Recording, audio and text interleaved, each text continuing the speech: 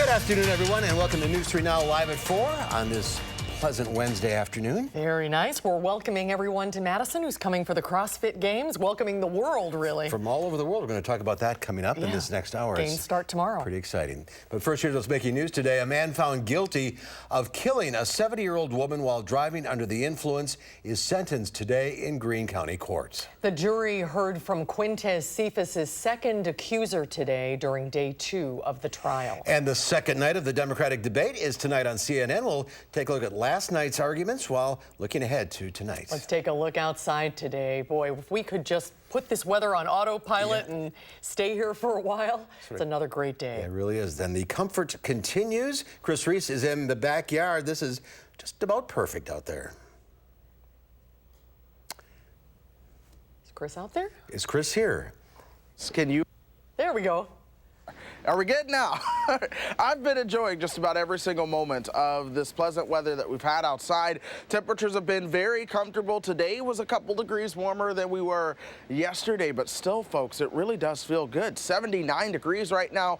The winds are calm. The dew points are on the low side. That's going to be the theme going through the rest of this afternoon and into tomorrow as well. Temperatures across the state, a lot of us are into the upper 70s outside of the lakeshore where things are in the lower 70s. Janesville at 77 right now. Same for our friends in Monroe. Mineral Point even made it into the low 80s. But when it comes to the actual moisture content to the air, it's not a lot. The dew points are into the low 50s, even some upper 40s. So that means it's going to stay feeling very comfortable, cool, and crisp as well. In fact, dew points are in the 40s as you work your way towards the northern part of the state. That's likely where temperatures will fall overnight tonight for them. For us, look for those temperatures to fall into the lower 50s. But check out the west. You get to western Iowa, parts of the Dakotas. That's where those dew points start to creep up towards the 60s again. And that is also where we are seeing some shower and thunderstorm activity. Things are a little bit different on that western horizon. But for us, we're going to keep that sunshine around this afternoon with temperatures that cool back down into the mid-50s for those overnight lows. Let's go ahead and show you guys traffic as the evening commute gets started. This is the Beltline at Todd Drive. So far, things are flowing. No big issues showing up. Once you get past Todd Drive, though, in that eastbound direction, that's when we begin to see some of those slowdowns over towards John Nolan. Of course, we're going to be keeping a close eye on that. Some additional slowdowns are beginning to show up downtown on the Isthmus as well. Stay tuned throughout the show. We'll keep you guys up to date on the weather and your first alert traffic as well. All right, Chris, thank you. My pleasure. In news around the state, authorities in Missouri just finished providing an update on the death investigation of 2 Wisconsin brothers who went missing last week. Authorities say they have found human remains in the search for the brothers, but they haven't been identified yet. Nicholas and Justin Diemel went missing near Bramer, Missouri, while on a business trip. The remains were found on a farm nearby. This is a developing story, so stay with Channel 3000 for the latest. Just into the Channel 3000 Alert Center within the last hour, a Greene County judge has imposed the maximum sentence possible for a man who killed 2 people while driving under the influence. Our Danica Lewis joins us now with the latest. Danica? Well, Mark and Susan, Nathan Leopold will spend at least 15 years in prison and 5 more on supervision after getting behind the wheel while intoxicated, falling asleep, and then causing a fatal crash nearly 2 years ago. In court today, 70-year-old David Leck's family described him as a kind, hard-working man who had a lot more life to live. Leck's 12-year-old granddaughter at the time was in the car with him when Leopold crossed the center line on that state highway. She described the moments after the van flipped over, the moments she knew her grandpa was dead. I remember looking over to my left and seeing him, the man that just hit us. I stared at him and he stared back. As I looked into his eyes, I saw nothing. No remorse, nothing. I saw a cold-blooded killer. Leopold has already served time for a hit-and-run death in 2002 when he hit and killed 28-year-old Amy Kubler while she was jogging along a highway. Another accident caused while he was intoxicated behind the wheel. The judge in this latest case told the court and David Leck's family there today that there's no other resolution for someone who has caused 2 deaths than a maximum prison sentence, which again, Mark and Susan, is 20 years, 15 years in prison and 5 extended supervision. It's a tough story. Danica Lewis, thank you. Sure. Beloit police say they're investigating a number of burglaries and an arson last week. The burglaries happened between July 24th and 25th in Beloit and the town of Turtle.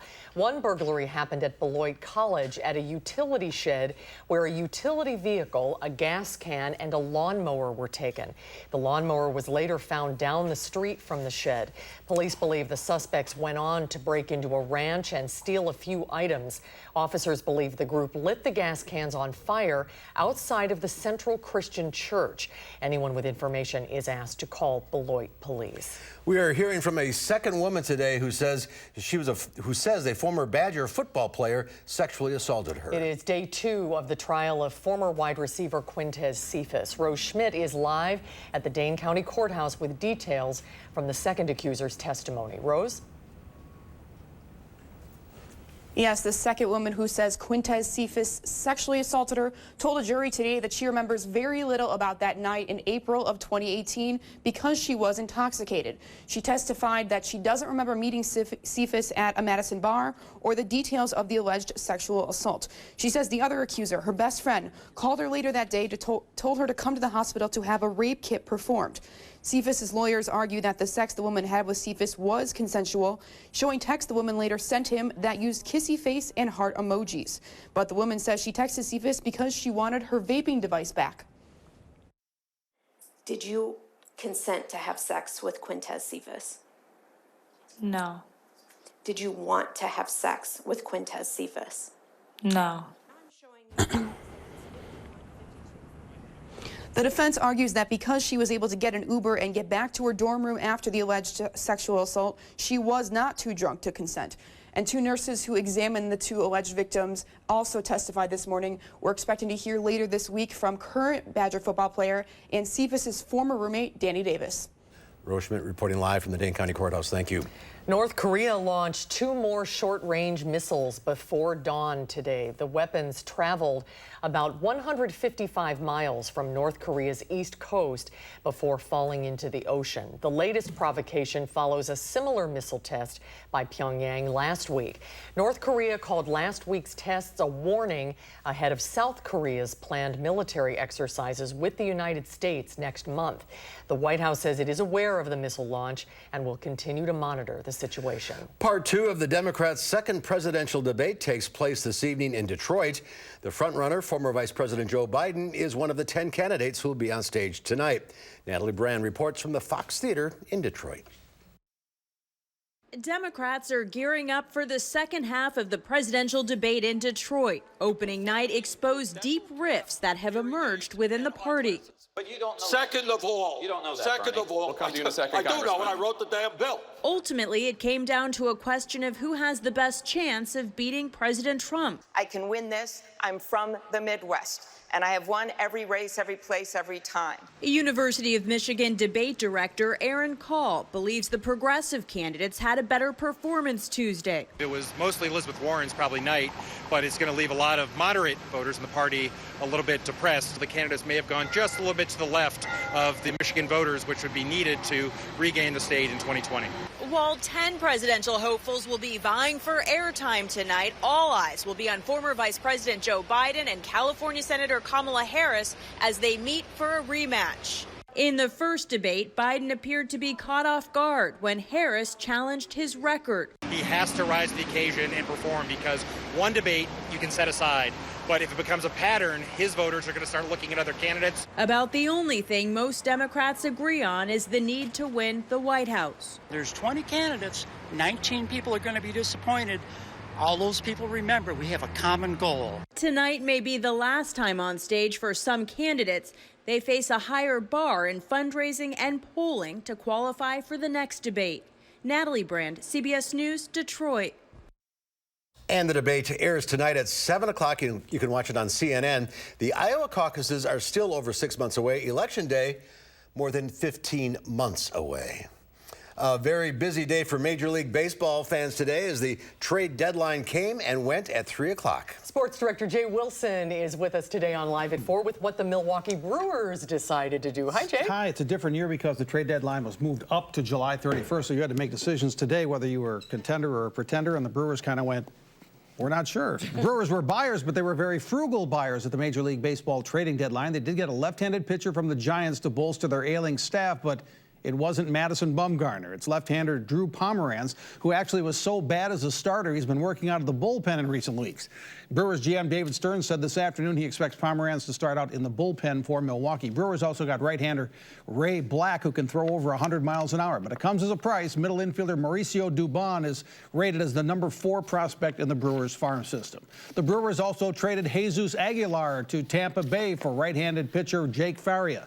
Aguilar was an all-star for the Brewers in 2018, but his star has fallen since. He's hitting only .225 with 8 homers and 34 runs batted in.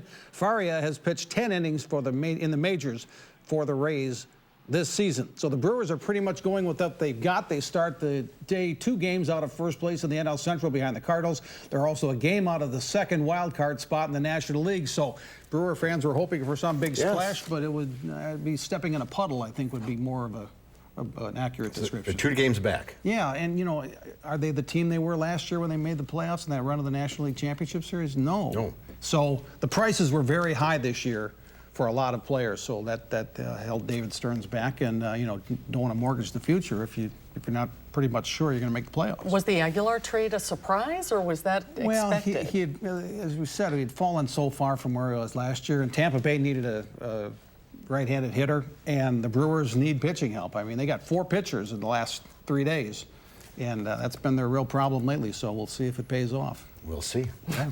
Jay, thank you. Thanks, Jay. Good to see you. Well, still to come before the CrossFit Games get underway at the Alliant Energy Center tomorrow. When we come back, this is truly an international competition. We'll find out more about the CrossFit Adopt a Country program when Live at 4 continues.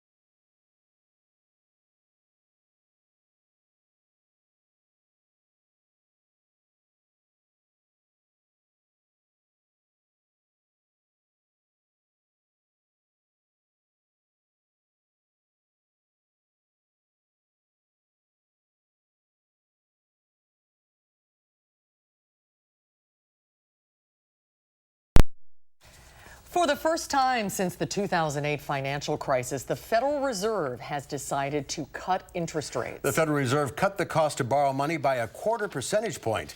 Federal Reserve Chair Jerome Powell wrapped up a 2-day public meeting announcing the first U.S. interest rate cut in more than a decade. In 2008, the central bank slashed rates to 0 to help get the economy back on track. We decided today to lower the target for the federal funds rate by a 1/4 percentage point to a range of 2% to 2.25%. Lowering interest rates is a stimulus to the market. Why would you stimulate a market that's trading at record highs? Trader Peter Tuchman sees the central bank acting to head off an economic downturn as uncertainty builds around the global economy and low inflation. But that cut was not enough for investors on Wall Street. They don't like the Fed's go-slow approach. The Dow Industrials fell 333 points, closing at 26,864. The NASDAQ Composite Index lost 98, and the S&P 500 was down 32. The CrossFit Games are back in Madison for another year. The events bring athletes and fans from all around the world, and this year that includes the first athletes from the Dominican Republic. Joining us now is the CrossFit coach from New Zealand, Amit help me out here. Triponani. That's close. And the owner of Madison Eats Food Tour, Otelia Cassidy, who can tell us more about the CrossFit Adopt a Country program and the fundraiser going on tomorrow night. Welcome to both of you. Welcome to Madison. Thank you. So what brings you here from New Zealand? Why is this that important to you? This is the pinnacle of the sport. And also, this is where CrossFit Health Conference happens. So this is my 3rd year, and I love it here. And this time I decided I was going to try and showcase Madison and the national champs who are coming, which is the first time it's happened. Well, that's wonderful. Well, it's good to have you back. Now, Thanks. You are a CrossFit coach. Yeah. So what does that involve? With coaching, you're running the class, you're making sure that the people who are in the gym, you're taking care of them, making sure that they're moving safely, and that they don't hurt themselves, and you're improving their health. So you're the coach of the gym, not necessarily a team that you're bringing to Madison with Correct. you. Okay. And these athletes, this is not a full-time job for them. I mean, they have other jobs, and this is an endeavor for them? It totally is. Like, you'll find like there is a section of elite athletes who make this their full-time job, but then most of the athletes also have a regular job. Well, we've been to the competition many times, and it's so awe-inspiring, but I'm always curious, do you think anyone can do CrossFit? It totally is. CrossFit sport is one thing, but everyone can move. And if we can move better, even the way we stand up, the way we sit down. But it's a little more intense than that. Can you do box jumps? If you can't do box jumps, you can step up. Oh, okay. There's alternatives. Yeah, there is always alternatives. And you're not going to be competing at this level. You can do CrossFit just to improve yourself. Exactly. It's about health. Like, I mean, the big shift that's been happening is it's about overall health. And it doesn't take a lot to be healthy. So, Otelia, tell us about the special event that you're hosting for the Dominican athletes. Yeah, so the special event is in partnership with Destination Madison. It's an idea to adopt a country, so partner businesses could adopt a country, and we decided to adopt the Dominican Republic because, speaking of moving, there's nothing like dancing and eating to be healthy. So we thought we'd throw a party for the Dominicans to welcome them, not just the athletes, but the other Dominicans in our community. How many athletes are there from the Dominican Republic? There are 2. 2. And is it the first time they're here? It's the first time they're here in Madison. And yeah, so there's a man and a woman who are competing this year. And so what will you be doing? You're going to be having Dominican food, and Yes. where are you doing this? Yeah, so this event is going to be held tomorrow night at Robinia Courtyard, which is on East Washington Avenue. And the idea there is that they have a Latin night every Thursday night, but tomorrow night we're sort of doing a collaboration where we're focusing on Dominican food, Dominican dance, so we're having bachata lessons, some food and drink specials. And then one more aspect of that partnership is that we're donating some of the proceeds from the drinks to Luna's grocery store on the south side of Madison. Oh, that's wonderful. Are there other countries that are being adopted by other people? Yeah, there's a few different businesses. You can go on the Destination Madison website and find out which other businesses have adopted a country. Are these the athletes from? Yes, this is Arsenio. Well, he needs to work out. Yeah. Clearly, he's not moving enough.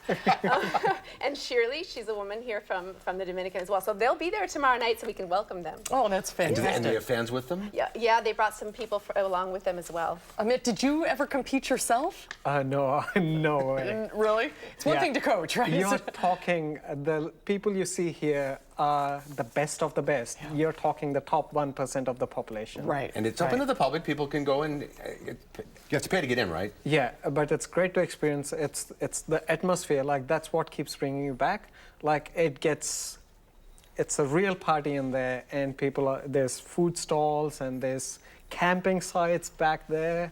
Everyone's having a good time. Get inspired. It is very inspiring. Yeah. I'll have a great weekend and have a great event tomorrow night. Great to see you both. Dominican night is at the Rubinia Courtyard. It's a fundraiser for Luna's Groceries tomorrow. 8 o'clock, $5 entry fee, and that includes a dance lesson. There you go. What a bargain. Well, there's more to come at 4, including this month's top-notch teacher. And as the city of Madison prepares for 5G cell service, some people say they're concerned about the health risks of cell towers. We're going to talk about that coming up tonight on News 3 Now at 5.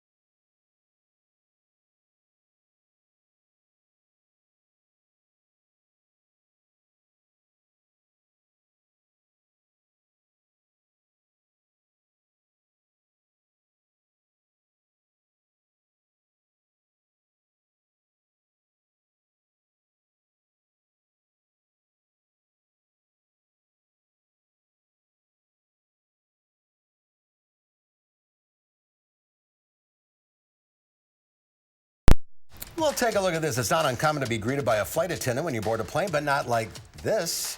Passengers on a Southwest flight were surprised to be greeted by a flight attendant hanging out in the overhead luggage bin. She was in there for about 5 minutes and didn't get down until more than half of the airplane was boarded. Passengers say she spent time kindly greeting people as they boarded the plane. Next time you wonder if an overhead bin will hold your luggage, remember, probably so if it's smaller than a flight attendant.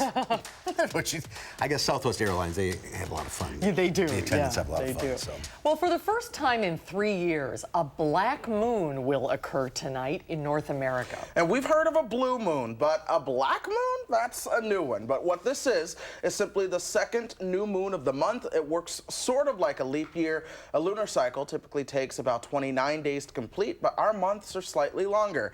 So sometimes about every 32 months, we get 2 new moons in a month. The thing is, you're not able to see it because it blends into the night sky. Right, it's dark. Oh, that's interesting. I've never even heard of that. Tonight. So clear skies. That'll be good. Yeah, we can't see the thing. The one time we have clear skies. Hey, you'll be able to see the stars. Plenty of those. Plenty of those. Yeah, absolutely. I saw a couple of meteors the other night, too. Really? Yeah. I tried. I missed them. I'll try again at some point. The next time a meteor shower They'll come around again. Hey, but I do have your full forecast coming around again after this break.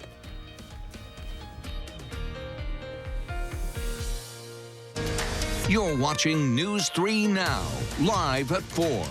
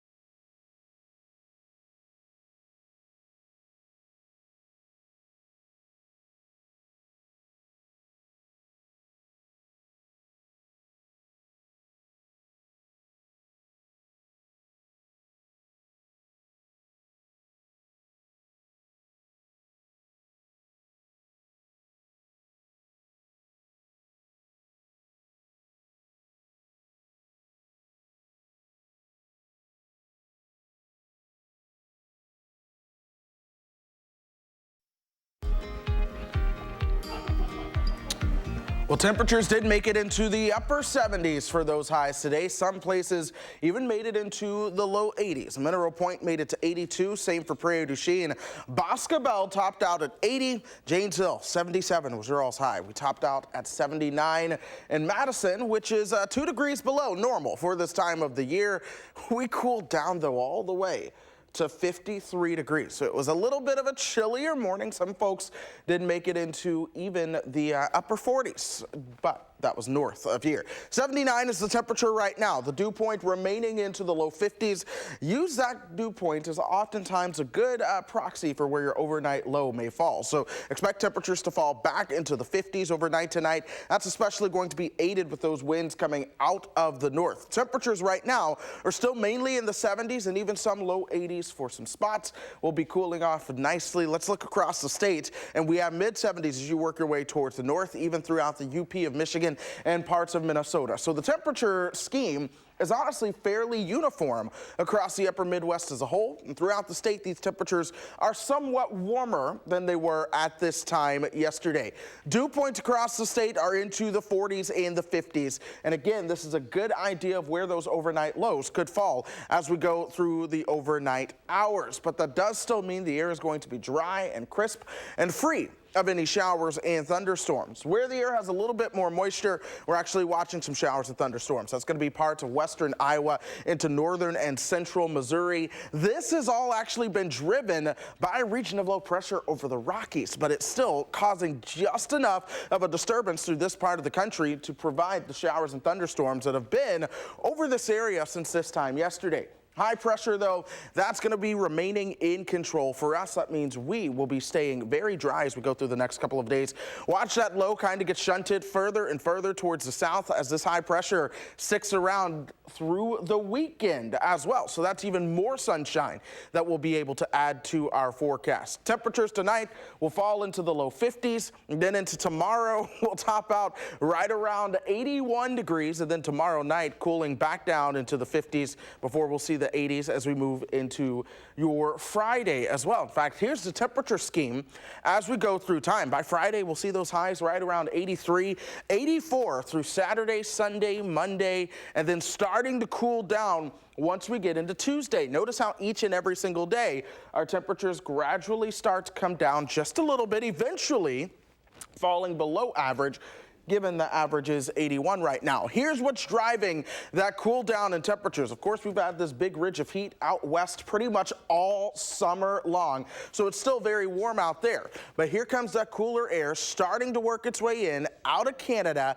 As that happens, we'll begin to settle in on a little bit of a cooler pattern. So here we are as we go through the middle of August with a pretty solid probability of those temperatures being below normal throughout the northern part of the country, meanwhile staying above normal as you work your way through the southern part of the country. Again, overnight tonight, look for those lows to fall into the low 50s. I would not be surprised for some upper 40s to even show up. Those winds will be out of the north and east at 5 to 10 miles per hour. Tomorrow, more sunshine, low humidity, but will be a couple degrees warmer. Those temperatures will likely be topping out right around 81 to 83, depending on where you are. Then as we put that into motion, we go through the next 10 days. There are a few rain chances there. The first one is going to be Saturday night. That's a very slight rain chance. Most folks will actually end up being dry Saturday night into Sunday. Monday will be a little bit of a more pronounced rain chance Monday night into Tuesday. That's a little cold front coming through, but we're going to watch that for some potential disturbances as we get towards next weekend. So we do have some of those rain chances for Friday into Saturday. But again, it's 10 days away. A long way away. In weather, that's a long time for a lot to change, but we're going to keep a close eye on that. We may need rain by then. We just might. You never know, but things have been very wet for us going through July. All right, enjoy this while we can. Yes. Thank you, Chris. Thanks, Chris. Notorious gangster John Dillinger was killed in Chicago in 1934. He was known as public enemy #1 during the height of the Great Depression. After his death, there were a lot of conspiracy theories surrounding his fate. Now his family is moving forward with plans to exhume his body. Dean Reynolds is in Chicago with the story. Played here by Johnny Depp in the movie Public Enemies. On the floor now! John Dillinger was a 1930s anti-hero. Open it up. A serial bank robber during the Great Depression. He was a ruthless, self-assured, even charming hoodlum. Open it! With a knack for eluding cops and escaping jail. Dillinger's believed to have been involved in dozens of Midwest bank heists, making off with around $300,000, the equivalent of $4 million today. A police officer was killed in one of the robberies, leading Dillinger to be considered public enemy #1. But it all came to a halt when federal and local law enforcement tracked him to a theater in Chicago and gunned him down on the sidewalk outside, a month after his 31st birthday. Dillinger's infamy drew thousands of curious spectators who wanted to look at his body before it was buried here in Section 44 of the Crown Hill Cemetery in Indianapolis. It's an interesting story, and it just keeps enduring. Spiros Batistatos runs an organization that owns the largest collection of Dillinger artifacts. He's been dead for 85 years. Why is there enduring interest in this guy? He created this image of Robin Hood that people during the Great Depression bought into. In death, Dillinger became the focus of books, more than one museum, and of course, movies. But with that also came conspiracy theories about whether he was really even dead. Theories his descendants may be trying to clarify. CBS News obtained this permit that gives Dillinger's nephew permission to have his body exhumed and then reburied on September 16th. The permit does not give a reason, but the History Channel told us it's related to a documentary. Batistatos thinks there's really no mystery to this history. Americans have a fascination with odd stories and with conspiracy theories and, wanting to keep legends and myths alive. I think he got gunned down. I think we're going to find that it's him laying under 2 tons of concrete at Crown Hill Cemetery. Spoiler alert, by the way, for everybody watching at home. What the History Channel hopes to learn from all this is unclear, and Dillinger's relative isn't talking. But John Dillinger's legend clearly lives on. Dean Reynolds, CBS News, Chicago. We still have the bullet holes in the Northwoods up there. Yeah, he's up here all the time. Right. Yeah, interesting story. Yeah, it is. Well, there's more at 4. When you think about binge drinking, you probably think of young people. But more and more research is showing senior citizens are binge drinking more.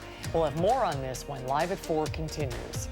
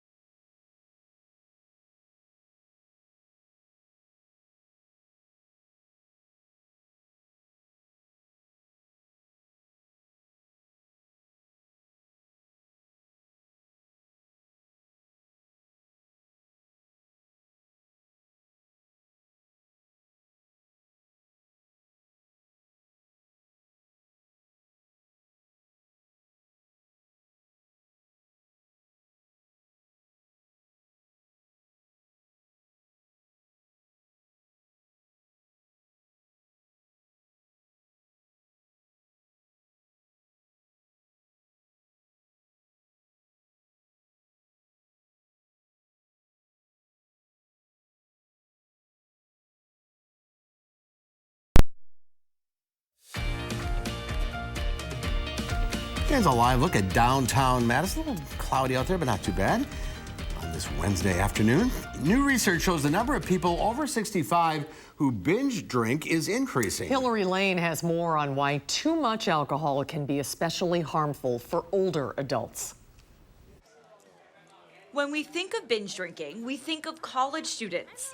But now, new research from NYU School of Medicine shows 1 in 10 older adults currently binge drinks. For men, that's 5 or more drinks on a given occasion. For women, it's 4 or more. It looks like there has been an increase in binge drinking among older adults. Study author Dr. Benjamin Hahn says the findings are concerning because as we age, changes in the body make older people much more sensitive to alcohol. In addition, older adults tend to have more chronic diseases and take more prescribed medications. And alcohol can negatively impact existing chronic disease and can also interact with a range of different prescribed medications that can be potentially dangerous. As we age, guidelines suggest it's best to drink less. An older person who is healthy and does not take medication should not have more than 7 drinks in a week. It also depends on if you have certain conditions, it's probably much safer not to drink at all. New York photographer Stephen Sherman says as he gets older, he's cut down on drinking. I drink very little, 1 or 2 drinks a week, if that.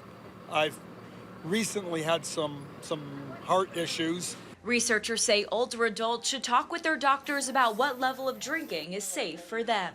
Hillary Lane, CBS News, New York. The study also found older adults who use cannabis are more likely to binge drink, and that can be a dangerous combination.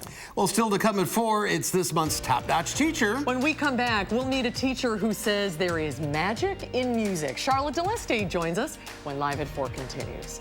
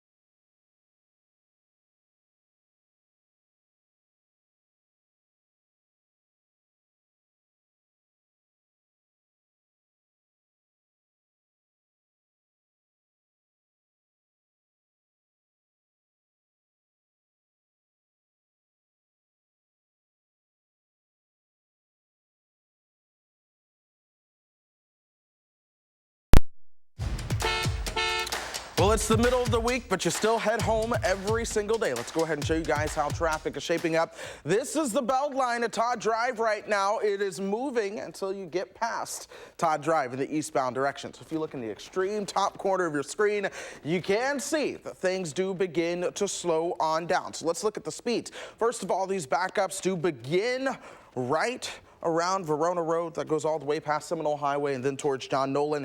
You're moving anywhere from about 15 to 20 miles per hour, especially on the eastbound side of the Beltline there. We're also watching the slowdowns on Verona Road towards County Highway PD.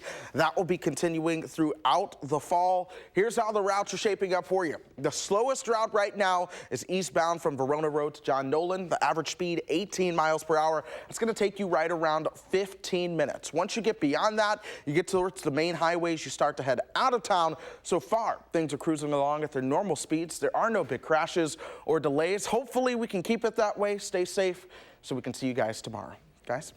All right, Chris, thank you. A high-speed chase at sea.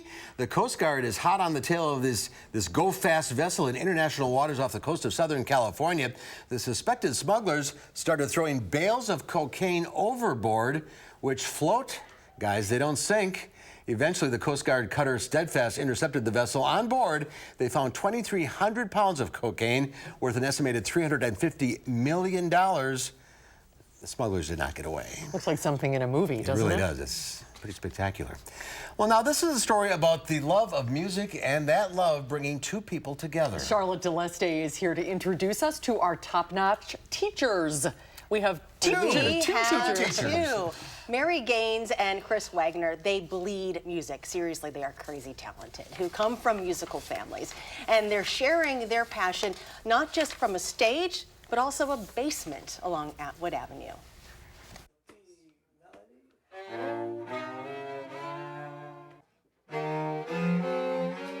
You can hear some pretty sweet sounds coming from this building on Atwood Avenue.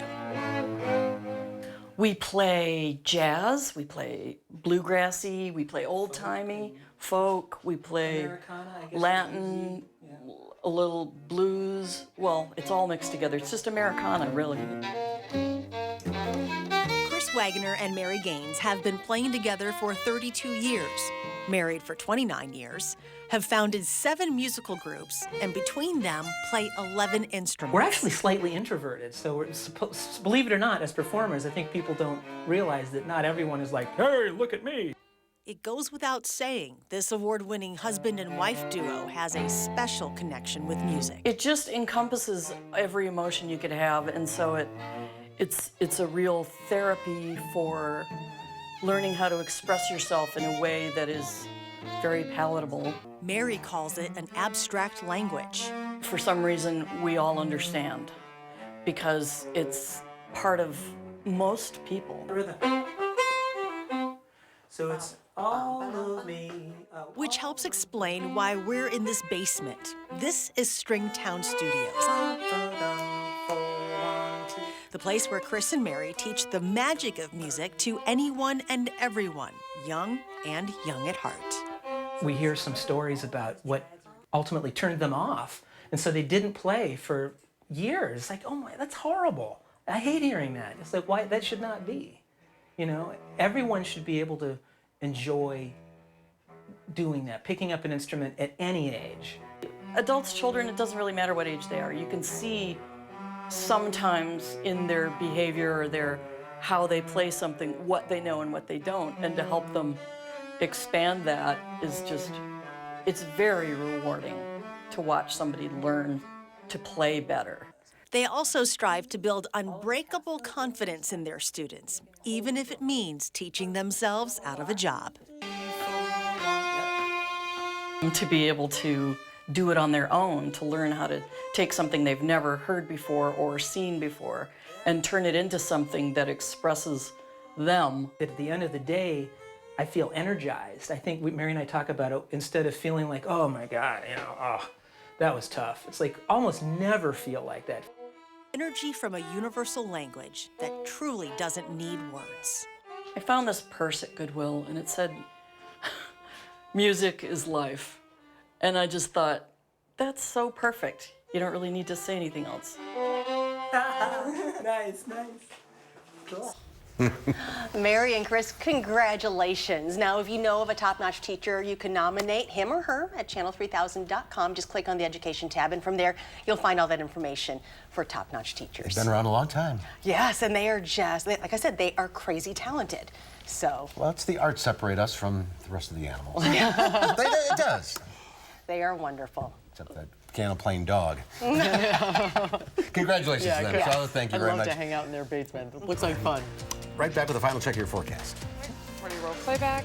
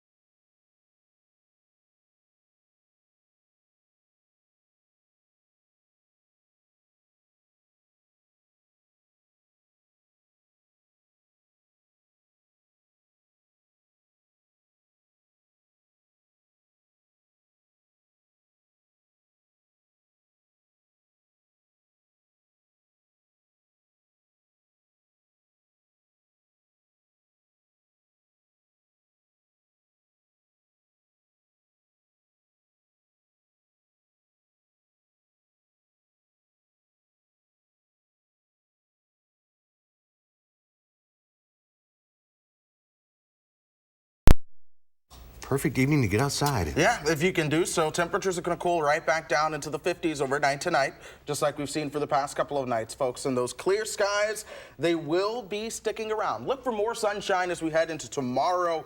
It will be a couple degrees warmer, though. Those temperatures will top out right around 81. And notice the wind change. They're coming out of the southeast now, so things get a little bit more humid, but it's not going to be overbearing at all. It's still going to feel good. Our friends down south will be jealous of us up here.